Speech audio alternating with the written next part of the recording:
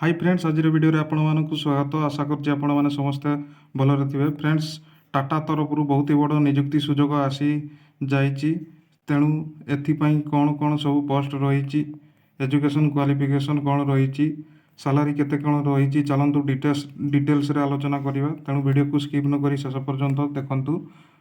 Friends देखंतु organisation name जदि देखिबा टाटा पावर लिमिटेड रही। टाइप ऑफ जॉब जदि देखिबा परमानेंट रहिबो। कैटेगरी इलेक्ट्रिक डिपार्टमेंट जॉब रही।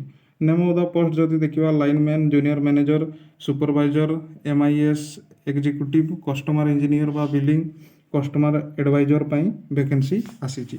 एप्लिकेशन मोड जदि देखिबा ऑफलाइन रहिबो। आपण माने ऑफलाइन माध्यम रे स्पीड पोस्ट किबा रजिस्टर पोस्ट माध्यम रे एही जॉब गुडी को आवेदन करि परिबे। नेक्स्ट देखंतु प्लेस ऑफ पोस्टिंग जदि देखिबा ओडिशा रही। लास्ट डेट अवेलेबल सुन रही। लास्ट डेट कोनोसी मेंशन करी नाही, किंतु अप्लाई स्टार्ट हो जाइए। जो माने इंटरेस्टेड अछंती अप्लाई करि परिबे। मु डिस्क्रिप्शन बॉक्स रे लिंक दे देबी, आपण से लिंक ऊपर क्लिक करिकि डायरेक्ट अप्लाई करि परिबे। तापर देखंतु जेंडर जदि देखिबा gender both male and female रही।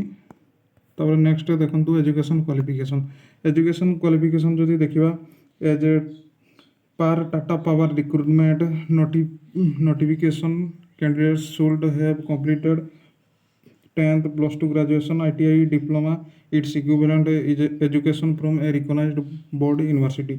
आपण जदि 10th plus 2 किबा ग्रेजुएशन किबा ITI किबा डिप्लोमा करचंती तबे एही पोस्ट गुडी को आवेदन करि परिबे।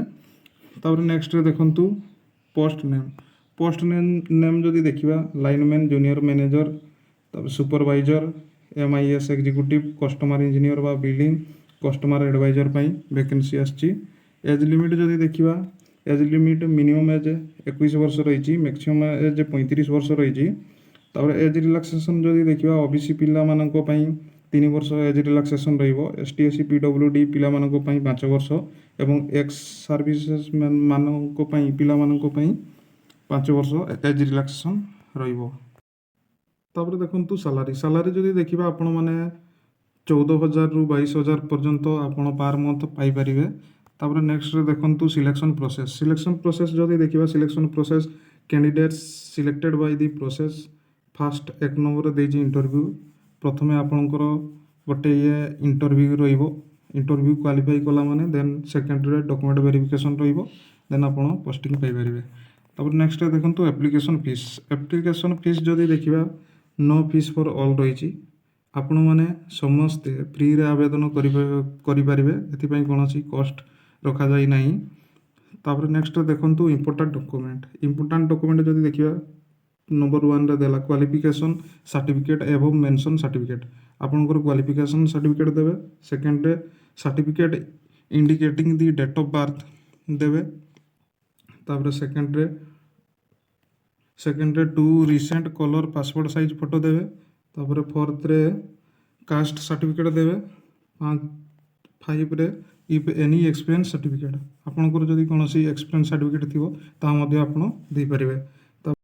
तापर देखंतु इंपोर्टेंट डेट्स जदि देखिबा apply start date already start हो जाइछि। अप्लाई लास्ट डेट जदि देखिबा अवेलेबल सून लिखा जाइछि, कोनोसी लास्ट डेट मेंशन करा जाय नै। इंटरव्यू डेट मध्ये मेंशन हे नै, अवेलेबल सून रहिछि।